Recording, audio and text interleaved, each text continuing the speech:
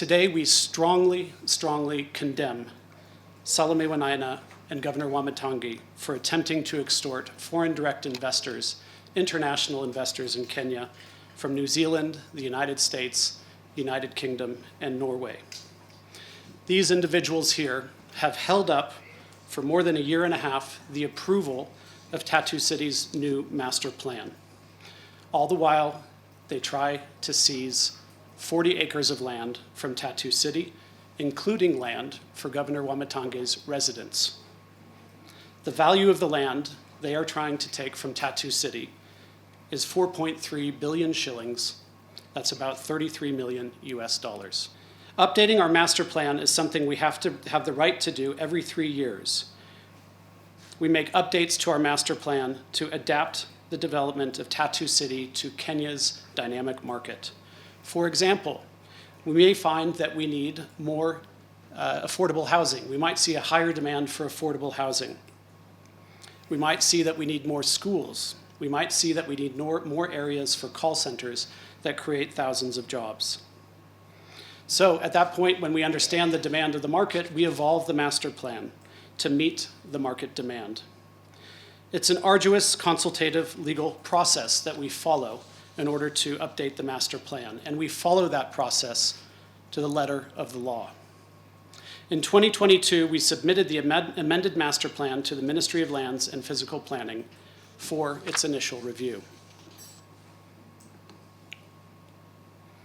Following this submission, an elaborate process was undertaken, including multi-stakeholder interaction that was with national and county offices, as well as public participation.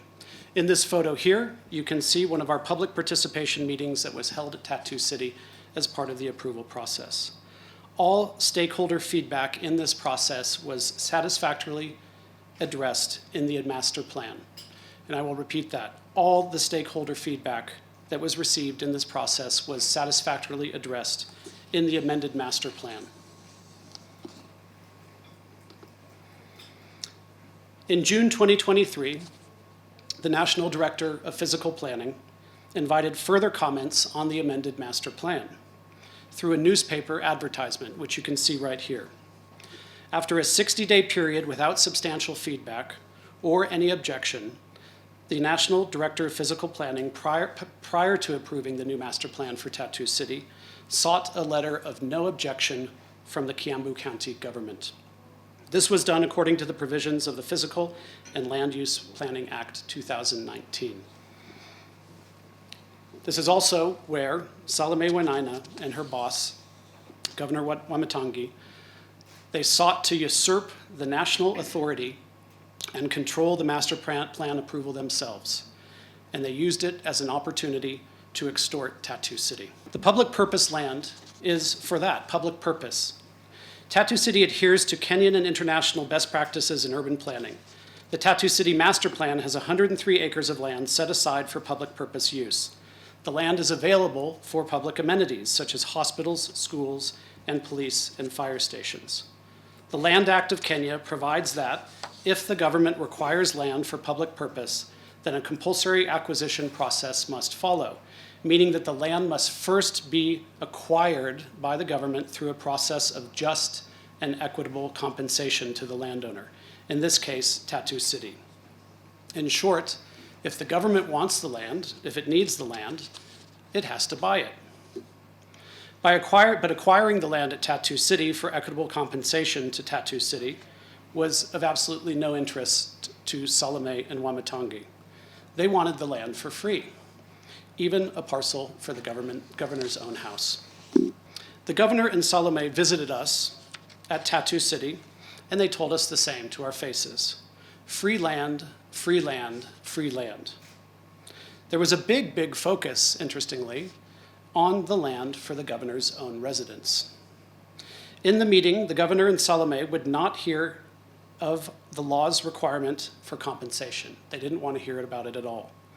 They said that the Tatu City master plan, which is key to investment in Tatu City and in Kenya, would not be approved until they got their land. So I ask you, what does a politician and a bureaucrat, what is their best tactic to extort a business? Delay, delay, delay.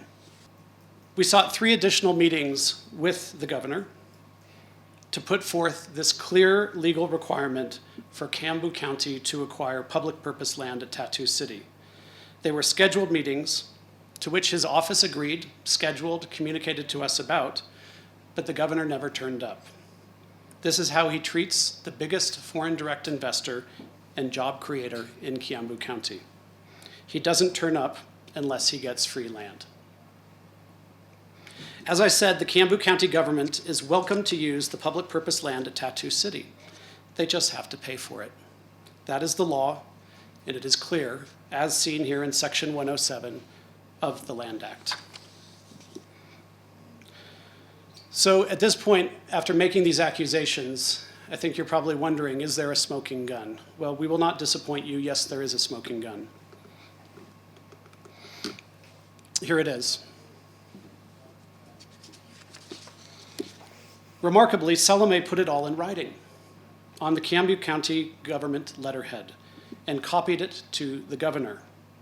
This is an illegal demand for land from a private developer free of cost, as you can see, and we'll distribute this later, you can see what's written by Salome.